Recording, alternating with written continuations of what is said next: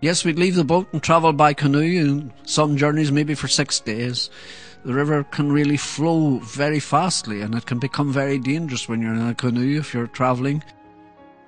The river Tarahumara is a great river, a mighty river. You can see the volume of water here. But this is the same river where we go to at the headwaters. And I've been to the headwaters of every river that cuts across the Accra state. The people in the canoe are there to get their medication. The man has leprosy.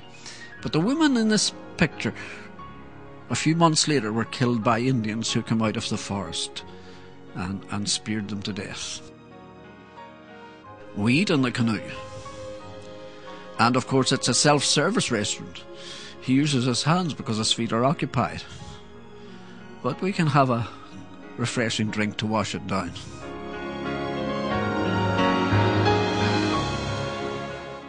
Sometimes we face dangers and difficulties to get through.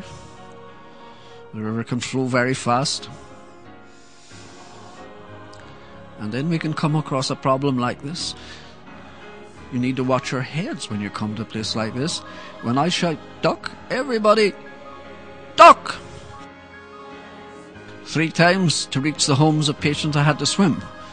And again I'm reminded that you're not alone in those waters.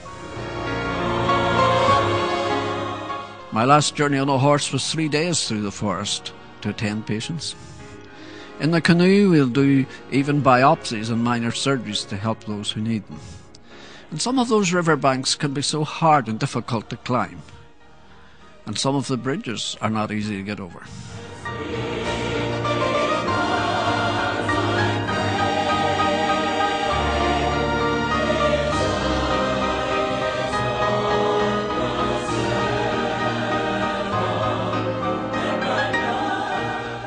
Wonder will I make it? It's quite a struggle to get me across.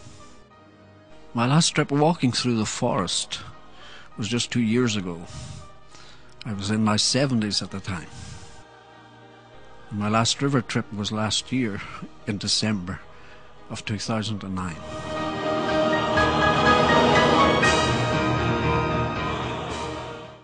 But I will make it across and back again on the return journey.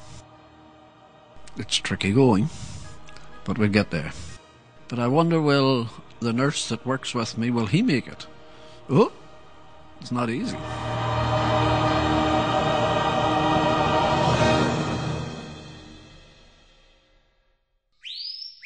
Yes, we walk through the forest, sometimes for hours on end.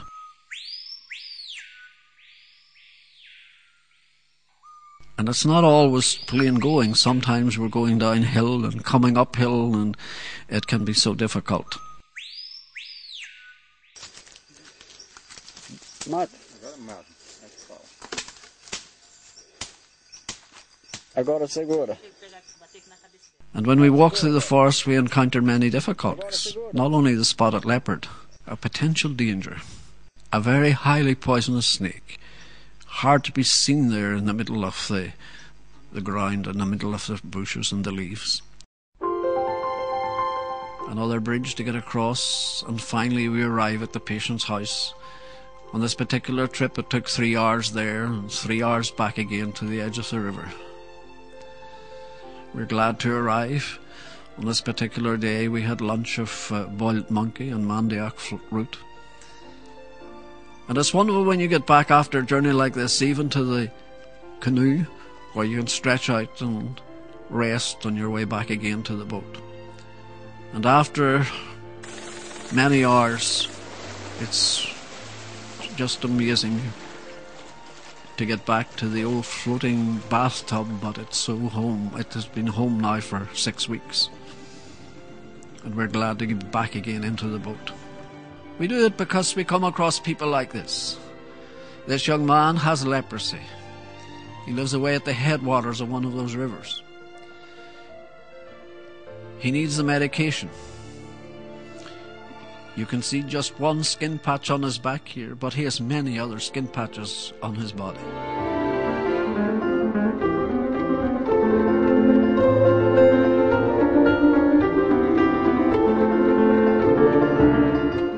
This man also lived on the same river,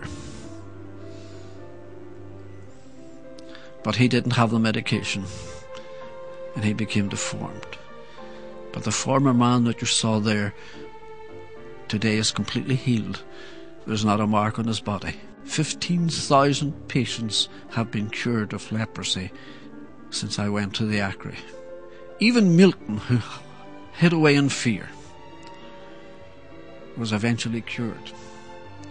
And hundreds like him. Doctors, nurses, politicians. My first journey on the River Tejo was just about 25 years ago. It rained and rained every day. At night we'd look for a home at the side of the river, put up our hammocks and spend the night. But the rain continued day after day for 6 days. But in every home we left behind some copy of God's precious word. Jonas was just a young boy when he was treated for leprosy and cured, but he read the gospel literature left and came to know the Lord. Several of his cousins also came to the Lord. And today there are many little congregations dotted along that river where the gospel is preached each week. Today I live in a comfortable home here in Rio Grande, but I still have some unpleasant visitors. Tarantula spiders are a common thing in the house, and of course the ants. My special thanks to all who have prayed and supported me over the years, especially to my pastor, Dr. Paisley, and his family, to the Accra Gospel missionaries, with whom I've always had very good fellowship, people like the late James Gunning,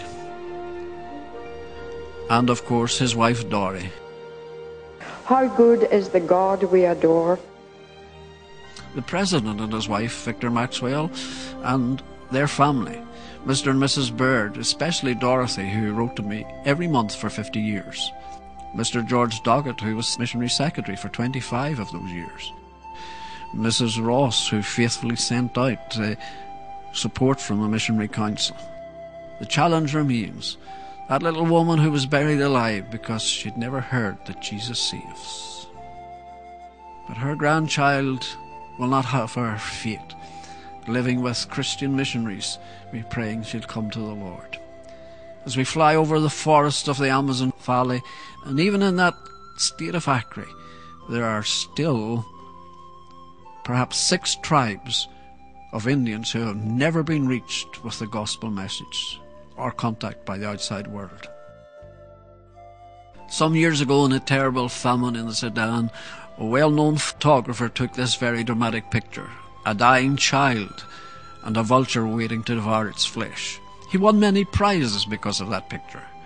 But then the questions began to come in. What happened to the child? Did it die? Did the vulture attack it?